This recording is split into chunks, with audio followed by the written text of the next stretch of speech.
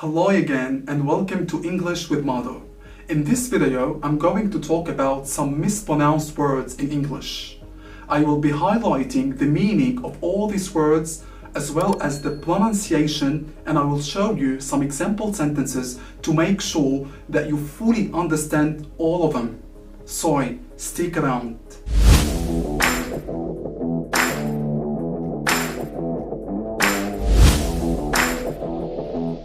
Let's start with the first word, foyer. Foyer. That's how we spell it. I assume that is originally a French word that is spelled as foyer, but in English we spell it as foyer. What is the meaning of foyer? Foyer could be a lobby or a hall, and also it can be a specific room or particular room in a house. It could be a clothing room, for example, so it's a noun. Okay? Moving now to the second word for today, we have cash. Cash. So we spell it as cash. That's how we spell it. What is the meaning of cash? Cash, it could be a noun or a verb. As a noun, it means a hidden store. But as a verb, it's a synonym of the verb hide. For example, I'm trying to cash all the money in my safe locker. Make sense? So cash. Moving to regime. Regime. That's how we spell it. Regime is a particular governmental system. It's a very official word actually. For example, the American regime is trying to cope with the current pandemic. So regime, it's a very academic word. Moving now to status, we have two pronunciations of this word. Status as British or status as American. What is the meaning of status? Status is an accepted position or official position, especially for a social group. For example, what is the status of refugees in your home country? Moving now to transient. Transient. So as you can see, the S here is spelled as Z. Transient is an adjective. Transient is a synonym of temporary. Temporary. When you call something temporary, means it doesn't last long. It's short-lasting. For example, my presence in this company is transient. Now, it's time to talk about comfortable. That's a very challenging word that most people actually mispronounce it. Why? Because they spell the O, R, and T, also A, which is completely wrong. In this specific word, you need to ignore about all of these. So ignore about O, R, and A. So these three letters are silent. Now you can spell it. Comfortable. Comfortable. So that's how we spell it. Comfortable means convenient. It's an adjective. Moving now to these couple of words, we have debt, doubt, and climb. As you can see here, the letter B is silent.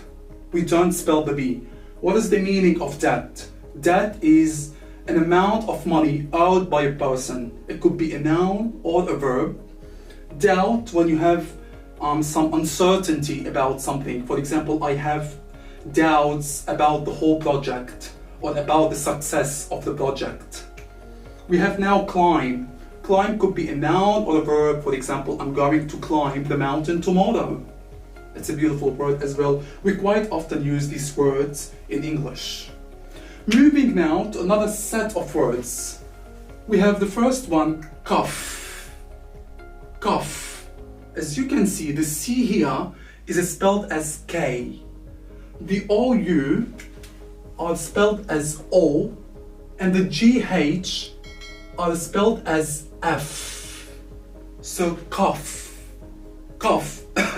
When you are coughing, so like for example, when you are feeling sick, you cough.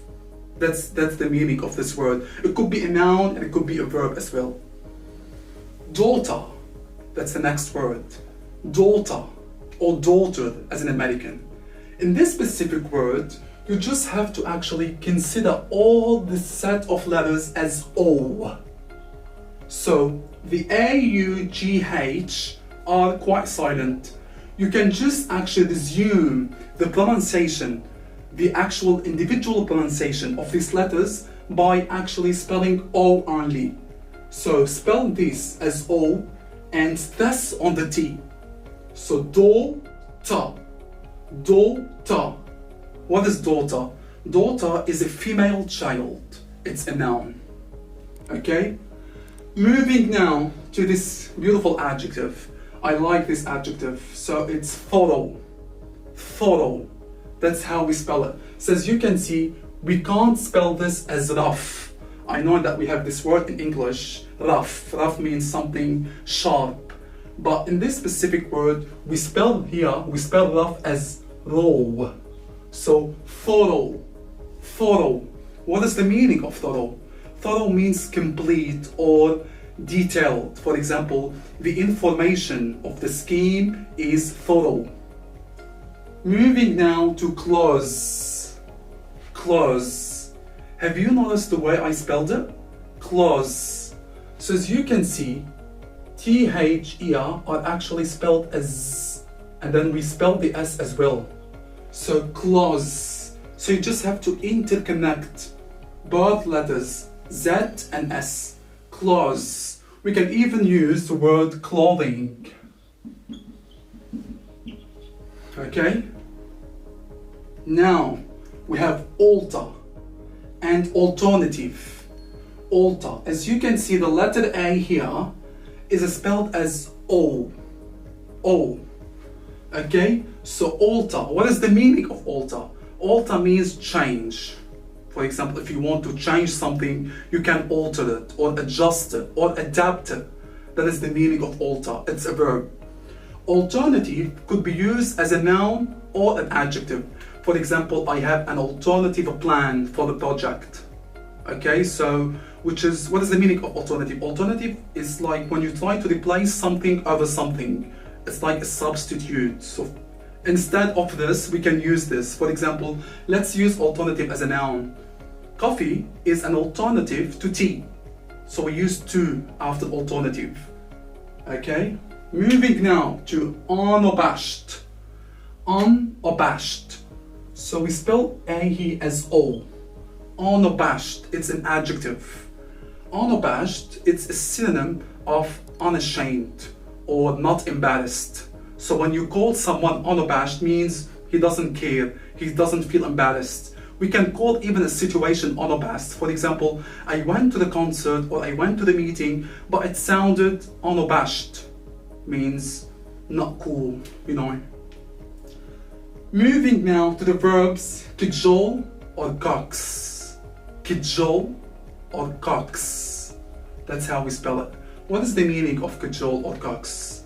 When you try to coax someone, it means like you are trying to persuade that person or to convince that person by using flattery. Like, you have to do this, can you do this? Like, you are trying to convince that person. So coax and cajole are synonyms of persuade but by using flattery. Okay, for example, he hoped to cajole her into selling the house. Now we have desert and desert. They are both nouns, as you can see. In the case of desert, the double S here are spelled as z. Dessert. Dessert, that means sweet food. Desert, which is a land, a plain land full of sand or rocks, for example, the Sahara. So the Sahara land is actually a desert.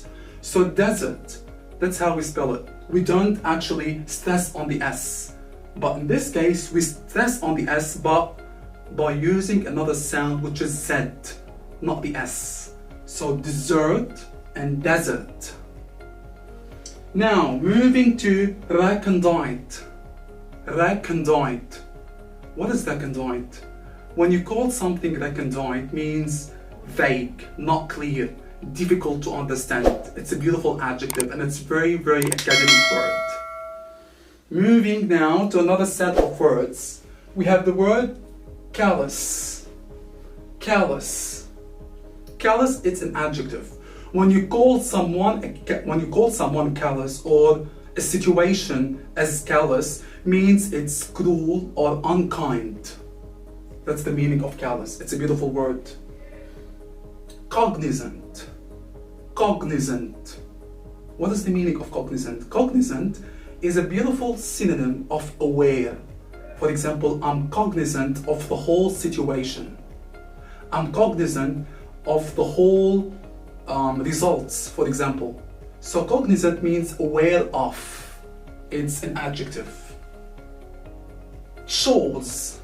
Chores or chore. You can use it even without S. Chores. We quite often use chores in the plural form if you want to replace housework. You know, when you do the housework, we use the word chores. I've done the chores for today. So you've done the housework. You can even use it as singular form chore, and it means a piece of job or a piece of work. I've done my chore for today. Moving to athlete. Athlete. What is an athlete? Athlete is a person who's quite interested in physical activity or sports. So athlete is a noun. However, the adjective is athletic. Athletic. So when you call someone athletic, it means he's very interested in sports. Or even if he has strong health, we call that person athletic. Now let me just show you the difference between the spelling or the pronunciation of these two words. In the case of athlete, E is spelled as it is. E. Athlete. In the case of the adjective, we spell E as a. A. Athletic. Athletic. Moving now to foliage. Foliage. It's a noun. What is foliage? Foliage is, the leaves of a plant or a tree. For example, the foliage is blocking the path. It's a beautiful word, and I guess it's originally French. Or it sounds more French, as you can see. Now we have the word interpret. Interpret. When you interpret something, you are trying to find the meaning of it. That's how you interpret things. I'm trying to interpret the whole situation. Okay, so that's interpret. So when you spell it, you don't have to stress much on the R here. So interpret. Interpret. So you can forget about this specific letter. So R here is quite silent. Okay, interpret is a very academic verb. We use it a lot in English. Moving to exceed. Exceed. When you accede to something means you agree with it, but when someone has told you to do so, or like you've been told to agree with, that's how we use exceed. For example, I acceded to his point of view. That makes more sense. So exceed is a verb. Now we have the word sanguine. Sanguine. Sanguine is originally French. In French, they use it as the adjective of blood. However, in English, we use it as an adjective to describe a person who's quite positive about life or optimistic. So it's a beautiful word. Now, finally, we have the word debut. Debut. So as you can see, the DE here is spelled as day. And the BUT here is spelled as bu. So debut. Debut. Debut, it's the beginning of doing something. Or like, for example, it's an occasion of the beginning of something. That's what we call debut. Debut can be used as a noun or as a verb. For example, she debuted the first concert or her first concert. It's a beautiful word. We quite often use this word again in English. Quiz time. Okay, I'm going to show you 8 words. All what you have to do is trying to match every single word with the words I have explained earlier. So try to go back to the video, pause it, and try to match every single one with the correct synonym. Okay, so I want you to write down all the answers down in the comment section below, and I will reply to you personally. Sorry, that's all for today. Thank you so much for joining me in this video. Please don't forget to subscribe to my channel, and don't forget to activate the bell button to make sure that you receive all the upcoming videos. I look forward to seeing you again on my channel. Have a good day.